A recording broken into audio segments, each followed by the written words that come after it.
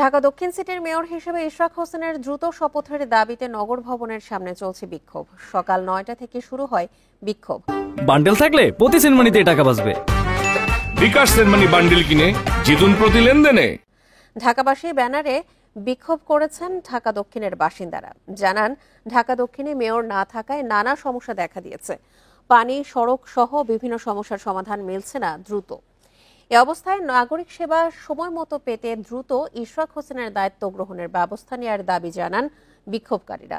গত ২৭ মার্চ ঢাকা দক্ষিণ সিটি কর্পোরেশনের ২০২০ সালের নির্বাচনে ফজলে নূর তাপসকে বিজয়ী ঘোষণার ফল বাতিল করে বিএনপি নেতা ইশরাক হোসেনকে মেয়র ঘোষণা করেন ঢাকার প্রথম যুগ্ম জেলা জজ ও নির্বাচনী ট্রাইব্যুনালের বিচারক মোহাম্মদ নুরুল ইসলাম। পরে ২৭ এপ্রিল ইশরাক হোসেনকে ঢাকা দক্ষিণ সিটি কর্পোরেশন নতুন মেয়র ঘোষণা করে গেজেট প্রকাশ করে নির্বাচন কমিশন। ঢাকা দক্ষিণ সিটির মেয়র হিসেবে ইশরাক হোসেনের দ্রুত শপথের দাবিতে নগর ভবনের সামনে বিক্ষোভ চলছে। সেখান থেকে যোগ দিচ্ছেন আমাদের সহকর্মী মাহমুদ শরীফ। মাহমুদ শরীফ, এই মুহূর্তে বিক্ষোভের কি অবস্থা এবং ঢাকা দক্ষিণ সিটির যে বাসিন্দারা রয়েছেন তারা কি বলছেন তার বিষয়ে?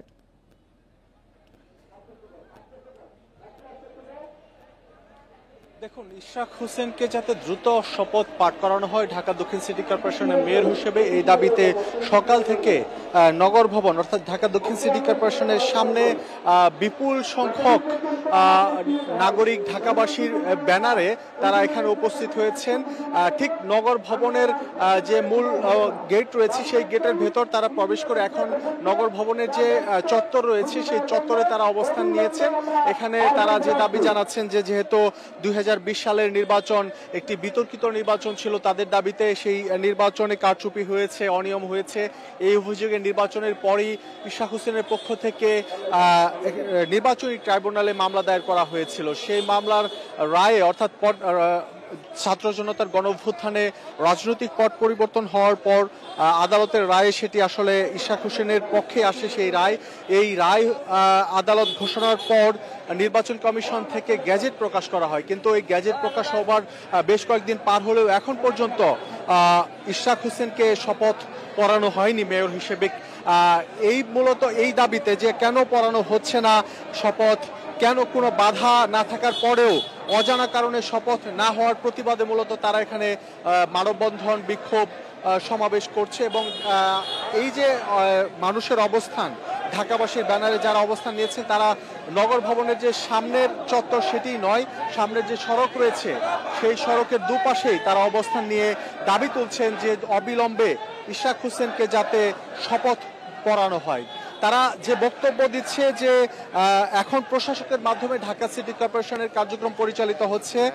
তাদের বক্তব্য যে নির্বাচিত জনপ্রতিনিধি ছাড়া নগরবাসীর যে সমস্যা সেই সমস্যার সমাধান সম্ভব নয়। এখানে জনপ্রতিনিধি যদি দায়িত্বে আসে তাহলে আমরা এখানে তাদের পক্ষ থেকে বলা হচ্ছে জনপ্রতিনিধি থাকলে নাগরিক যে সুবিধা সেই সব সুবিধা নগরবাসী তাদের যে ইচ্ছা, আকাঙ্ক্ষা, আশা আকাঙ্ক্ষা সব পুরোপুরিভাবে তারা পালন করতে পারবে বা পাবে। এখানে আমরা দেখতে পাচ্ছি সামনের যে সড়ক রয়েছে সেই সামনের সড়কে যেমন অবস্থান আছে নগরবাসীর, ঠিক নগর ভবনের সামনেও একইভাবে অবস্থান নিয়ে তারা একই দাবি তুলে ধরছে।